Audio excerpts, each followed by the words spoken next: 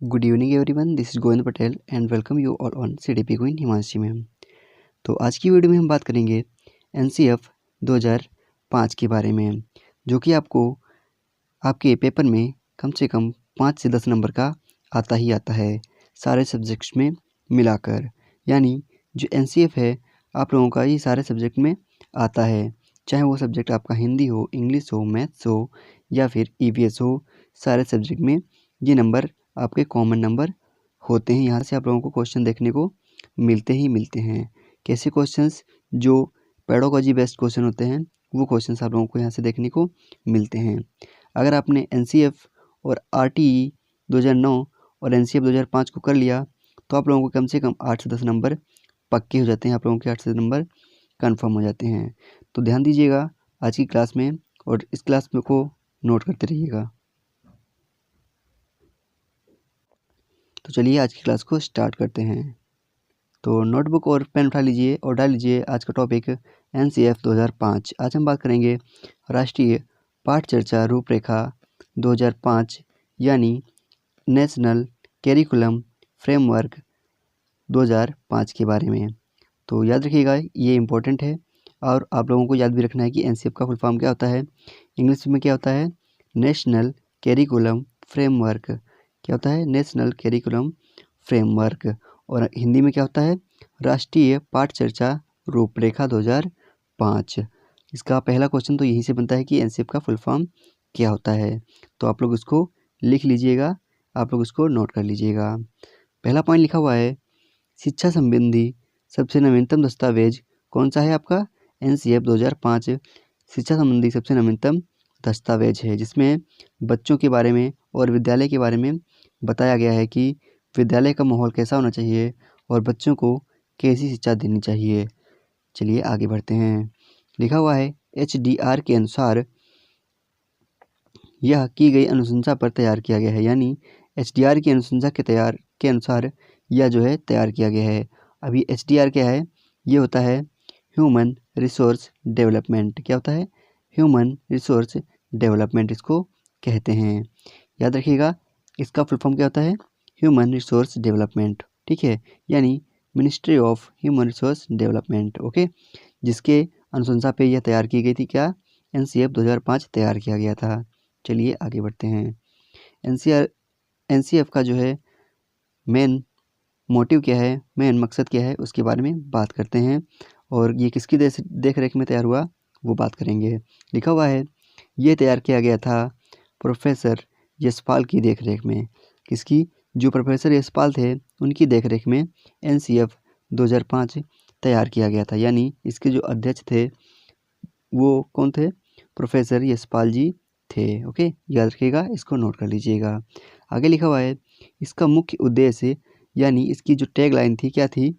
बिना बोझ शिक्षा, यानी एजुकेशन विदाउट बर्डन। याद रखिए, इसको लिख लीजिएगा कि इसका उद्देश्य क्या था? बिना बोझ शिक्षा, यानी एजुकेशन विदाउट बर्डन। किसका उद्देश्य था? एनसीएफ 2005 का यह उद्देश्य था। ओके, जिसमें क्या होता था? इन्होंने देखा, यशपाल जी ने देखा कि बच्चे जो है कक्षा 1 में पढ़ते हैं, छोटी क्लास के बच्चे बहुत बड़ा बड़ा बैग लेके जा रहे हैं जिसका वजन काफ़ी होता था। तो इन्होंने बताया कि ऐसी शिक्षा बताओ जिसमें बच्चों के पास इतना बड़ा बैग ना हो। ज़रूरत की जो किताबें हैं, ज़रूरत की जो बुक्स हैं वो उनको विद्यालय में ही प्रोवाइड करवाई जाएँ। वहीं पे वो लोग बच्चे पढ़ें और वहीं पर फिर से वो सबमिट कर दें, वहीं पे फिर से वो रख दें, जिससे बस्ते का जो बैग का वज़न है वो कम हो सके। ठीक है, इन्होंने और कई सारी बातें की हैं जिसके बारे में हम आगे बात करेंगे। ठीक है, चलिए आगे बढ़ते हैं। अन्य सिफारिशें जो हैं वो क्या हैं उनके बारे में बात करते हैं। लिखा हुआ है ऐसी शिक्षा विधियों का इस्तेमाल करना जिससे बच्चे करके सीख सकें। कैसी? ऐसी शिक्षा विधियों का इस्तेमाल करना जिससे बच्चे करके सीख सकें। जैसा कि आप इमेज में देख रहे होंगे, ये एक मैम है, ये कुछ करके दिखा रही हैं और बच्चे भी वैसा ही करने की कोशिश कर रहे हैं यहाँ पे। ठीक है, मैम जी कुछ कर रही हैं और बच्चे भी वैसा ही करने की कोशिश कर रहे हैं, या फिर बच्चों को एक लाइन से खड़ा कर दिया गया है और उनसे कुछ क्रिया कराने के लिए कहा गया है, जो सारे बच्चे टीचर को देख के कर रहे हैं, जिसको क्या बोलते हैं? जिसको लर्निंग बाय डूइंग कहा जाता है। यानी अगर आपसे पूछा जाए कि NCF 2005 किस पे बल देती है? तो आपको बताना है कि लर्निंग बाय डूइंग यानी करके सीखने पर अधिक बल देती है। क्या? NCF 2005। आगे लिखा हुआ है पाठ्यपुस्तक की सूचनाओं को ज्ञान ना माना जाए। जो पाठ्यपुस्तक की सूचना होती है उसको ज्ञान नहीं माना जाना चाहिए। जो पाठ्यपुस्तकें हैं उनको सूचना माना जाए और ज्ञान ना माना जाए उनको। ठीक है, चलिए आगे बढ़ते हैं। आगे कुछ और सिफारिशें दी हुई हैं जो NCF के अनुसार हैं। पहला पॉइंट लिखा हुआ है मोटी मोटी पुस्तक विद्यालय की असफलता दिखाती हैं। चलिए आगे बढ़ते हैं। लिखा हुआ है शुरुआत में ही नैतिक शिक्षा देनी चाहिए। शुरुआत में ही बच्चों को नैतिक शिक्षा देनी चाहिए। नैतिक शिक्षा मतलब मोरल एजुकेशन। मोरल एजुकेशन क्या होता है? जैसा कि आप इमेज में देख सकते हैं कि एक लड़की यानी एक जो है लेडीज किसी आदमी की हेल्प कर रही है। क्यों? क्योंकि उसके पैर में चोट लगी हुई है या फिर उसके पैर में कोई दिक्कत है, जिससे उसकी जो बेटी है, लड़की की जो बेटी है, वो देख रही है, वो क्या कर रही है, उससे वह सीख रही है। क्या सीख रही है? मोरल डेवलपमेंट उसका हो रहा है, नैतिक एजुकेशन वो उसको मिल रहा है।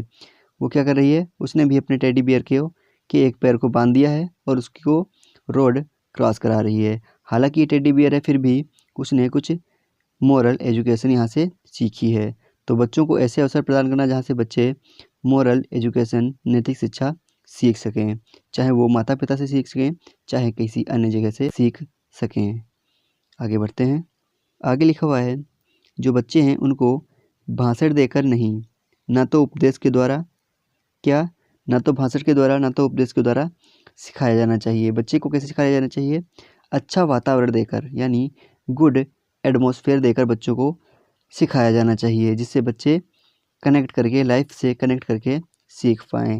जैसा कि आप यहाँ पे इमेज में देख सकते हो, बच्चे अच्छे वातावरण में बैठकर अपने आप से जो है पढ़ रहे हैं, अपने आप से सीख रहे हैं। जैसा कि आप इस इमेज में देख सकते हो, एक बच्चे को खुद से करने का मौका दिया गया है। इमेज में आप लोग साफ-साफ देख सकते हैं। आगे बढ़ते हैं। नेक्स्ट पॉइंट है प्रतिस्पर्धा की भावना विकसित करना सिर्फ भाग लेने के लिए। याद रखना, ये इतना पॉइंट आप लोग याद रखना कि जो प्रतिस्पर्धा यानी कॉम्पिटिटिव स्पिरिट है, उसकी भावना को विकसित करना है किसके लिए? सिर्फ भाग लेने के लिए। सिर्फ भाग लेने के लिए विकसित करना है।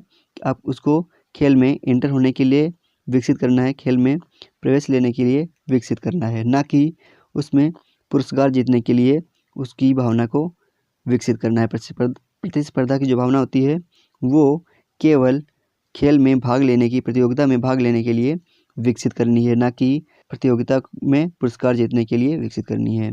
तो याद रखना याद रखने वाली बात यहाँ पे ये है कि बच्चों के अंदर प्रतिस्पर्धा की भावना किसी भी कंपटीशन में भाग लेने के लिए विकसित करनी है, ना कि पुरस्कार जीतने के लिए विकसित करनी है। आगे बढ़ते हैं। कुछ और सिफारिशें हैं, उनके बारे में बात करेंगे। इम्पोर्टेंट है, सारी चीज़ें नोट करते चलिएगा। सीटेट के लिए मोस्ट इम्पोर्टेंट रहते हैं ये सारे पॉइंट्स। ये सीटेट में हमेशा आते ही आते हैं आपके 8 से 10 नंबर के। यहाँ से अगर आप लोगों ने ये सही से कर लिया तो आप लोगों का कम से कम 10 नंबर पक्का हो जाएगा, इसकी गारंटी मैं आपको दे रहा हूँ। तो ध्यान से आप सारे पॉइंट्स नोट करते चलिएगा। अगर आप लोग अभी जुड़े हैं तो पीछे से क्लास देखिए, आप लोगों को अच्छा नॉलेज मिलेगा। चलिए आगे का पॉइंट देखते हैं। ये लिखा हुआ है किताबी ज्ञान को स्कूल के बाहर के जीवन से जोड़ा जाए या फिर वातावरण से जोड़ा जाए। अब किताबी ज्ञान को वातावरण से कैसे जोड़ोगे उसके बारे में बात करेंगे। अब मान लो जैसे कि आप लोगों ने, आपका कोई चैप्टर है चिड़िया या जानवरों के बारे में, बच्चों को आप लोगों ने पहले पढ़ा दिया कि जानवर ये चीज़ होती हैं, किताब से देख के आप लोगों ने पढ़ा दिया, किताब से पढ़ा दिया, बच्चों को पढ़ा दिया गया। उसके बाद में आपको क्या करना है, बच्चों को कहीं ऐसी जगह पर ले जाना है जहाँ पे जानवर, चिड़िया वगैरह सब चीज़ हों। जैसे कि जू हो गया, आपका चिड़ियाघर हो गया, वहाँ पे आपको बच्चों को ले जाना है जहाँ पे बच्चों को वो सारी चीज़ें दिखानी है जो आप लोगों ने किताब में पढ़ाई थी। जैसे कि चिड़िया हो गया, जानवर हो गए, आप लोगों को उनको रियल लाइफ में उनको दिखाने हैं, जिससे बच्चे अच्छे तरीके से सीख पाएंगे। और जैसा कि आप इमेज में देख रहे होंगे, यहाँ पे एक समूह में बैठकर बच्चे खाना वगैरह खा रहे हैं, जिससे बच्चों का नैतिक जो मोरल डेवलपमेंट होता है वो होता है, नैतिक विकास होता है। ठीक है, तो याद रखना बच्चे कैसे सीखते हैं, बच्चे समाज से सीखते हैं। ओके, आगे बढ़ते हैं। नेक्स्ट पॉइंट है रटने की विधि को हतोत्साहित करना। रटने की विधि अगर कहीं पर भी दिख जाए तो वो निगेटिव वर्ड होता है। रटना एनसीएफ के हिसाब से निगेटिव वर्ड है, बहुत बड़ा रटना। जिससे क्या होता है, कहीं कहीं पे आप लोगों ने देखा होगा बच्चों को टेबल रटा दिया जाता है, 2 1 जा 2 2 2 जा 4, ऐसे बच्चे क्या करते हैं, रटा करते हैं, उसको बार बार रिपीट किया करते हैं, जिस पे एनसीएफ बिल्कुल भी बल नहीं देता है। रटने को बिल्कुल निगेटिव मानता है। क्या एनसीएफ जो है रटने को बिल्कुल नेगेटिव मानता है। तो आप लोगों को ऐसा नहीं कराना है, आप लोग उसके कई अन्य तरीक़ों से उनको सिखा सकते हैं। जैसे कि आप लोगों ने कह दिया कि मान लो, बच्चों से बोला कि मान लो आपके पास 10 टॉफ़ी हैं और 10 में से आपने 2 सोहन को दे दी, तो आपके पास कितनी बची। आप लोगों को बच्चों को उनके रियल लाइफ से कनेक्ट करके उनको पढ़ाना है, ना कि 2 1 जा 2 2 4 जा ऐसे करके पढ़ाना है। उनको रटाना बिल्कुल नहीं है। याद रखना एनसीएफ ने कोशिश की है कि जहाँ तक हो सके बच्चों को रटंत विद्या से दूर रखा जाए, रटने से दूर रखा जाए, और क्या किया जाए, उनके वास्तविक जीवन से जोड़कर उनको ज्ञान प्रदान किया जाए। चलिए आगे बढ़ते हैं। आगे लिखा हुआ है जो पाठ्य पुस्तकें हैं वो पाठ्यचर्या या पाठ्यक्रम पर केंद्रित ना हो। आपकी जो पाठ्य पुस्तकें हैं, जो आपका कैरिकुलम है, वो किस पे केंद्रित ना हो, टेक्स्ट बुक पर केंद्रित ना हो। किस पे केंद्रित हो, वो बाल केंद्रित हो, सह चाइल्ड सेंटर्ड हो, जो आप लोगों का मेन मोटिव होना चाहिए। किसमें, सीटेट के लिए मेन मोटिव क्या होता है, चाइल्ड सेंटर्ड मेन मोटिव होता है, ना कि जो है टेक्स्ट बुक सेंटर्ड। ठीक है, आगे देखते हैं। आगे लिखा हुआ है राष्ट्रीय मूल्यों के लिए एक आस्थावान विद्यार्थी का निर्माण करना। आस्थावान से मतलब क्या है, लॉयल स्टूडेंट। क्या, लॉयल स्टूडेंट का निर्माण करना। कैसे, राष्ट्रीय मूल्यों के लिए एक लॉयल स्टूडेंट का निर्माण करना। कैसे, जैसा कि इमेज में देख सकते हो, एक मीटिंग या एक ग्रुप बना हुआ है जिसमें एक टीचर बच्चों को कुछ सिखा रहा है, नैतिक गुणों के बारे में बता रहा है, और बच्चों को मौका दे रहा है एक एक करके ऑप्शंस या कुछ सीखने का, कुछ बोलने का, जिससे बच्चों का नैतिक विकास होगा, यानी लॉयल बच्चे जो हैं लॉयल बनेंगे। ठीक है, उनके अंदर नेशनल वैल्यूज़ ऐड होंगे। चलिए आगे बढ़ते हैं। लिखा हुआ है अभिभावकों को शिक्षा गतिविधियों में जोड़ा जाए। जो बच्चों के पेरेंट्स होते हैं, जो बच्चों के माता पिता होते हैं, उनको शिक्षा गतिविधियों में जोड़ा जाए। क्यों, क्योंकि कुछ चीज़ें बच्चों के अंदर ऐसी होती हैं जो माता पिता को पता होती हैं कि बच्चा घर में कैसा व्यवहार करता है, और कुछ चीज़ें ऐसी होती हैं जो टीचर को पता होती हैं कि जो बच्चा है स्कूल में या जो उनका कॉलेज है वहाँ पे कैसा व्यवहार करता है। जिससे जब पेरेंट मीटिंग होगी, जब अभिभावक को शिक्षा गतिविधियों में जोड़ा जाएगा, तो वो लोग आपस में डिस्कस करेंगे कि बच्चा घर पे कैसा है और यहाँ पे कैसा है, जिससे बच्चे का जो स्कोर होगा वो उनके माता पिता और टीचर को पता चल पाएगा कि बच्चा घर पे क्या सीख पा रहा है और स्कूल में आके क्या सीख पा रहा है। जिससे अभिभावक को बच्चे के बारे में समझ मिलेगी और टीचर को बच्चे के बारे में समझ प्राप्त होगी कि बच्चा कितना सीख रहा है और कैसे सीख रहा है, उसका रिपोर्ट कार्ड क्या स्कोर बता रहा है। चलिए आगे देखते हैं। लिखा हुआ है कक्षा में हमेशा शांति स्थापित करने की बात से बचा जाए। यानी टीचर नहीं बोलता है बार बार चुप हो जाओ, चुप हो जाओ, चुप हो जाओ, ऐसा नहीं करना है। क्लास को शांत बिल्कुल नहीं रखना है, यानी हमेशा शांति नहीं रखनी है क्लास में।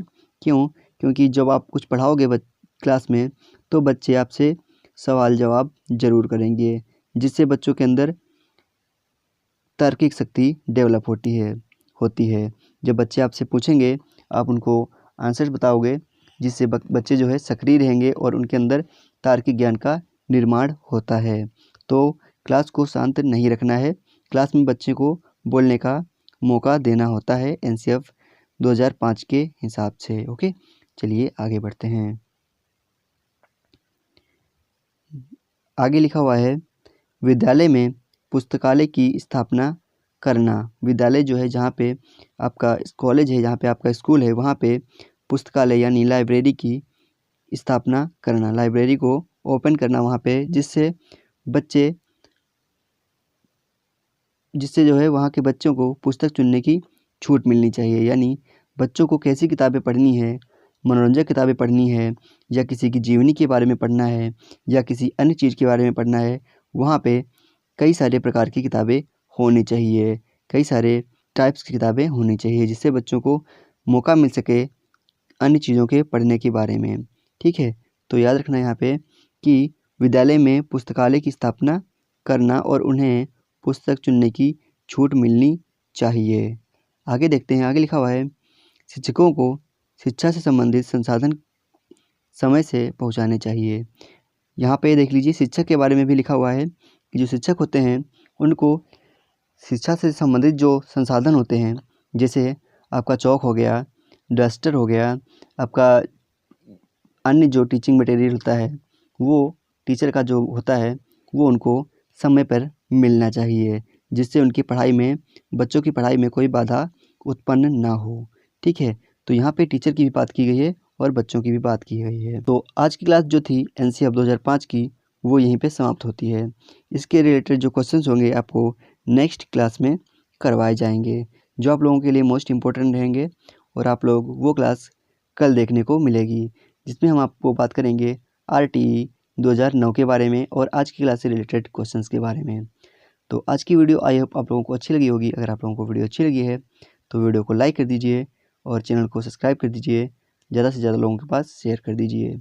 मिलते हैं आप लोगों को नेक्स्ट वीडियो में, तब तक के लिए जय हिंद, जय भारत।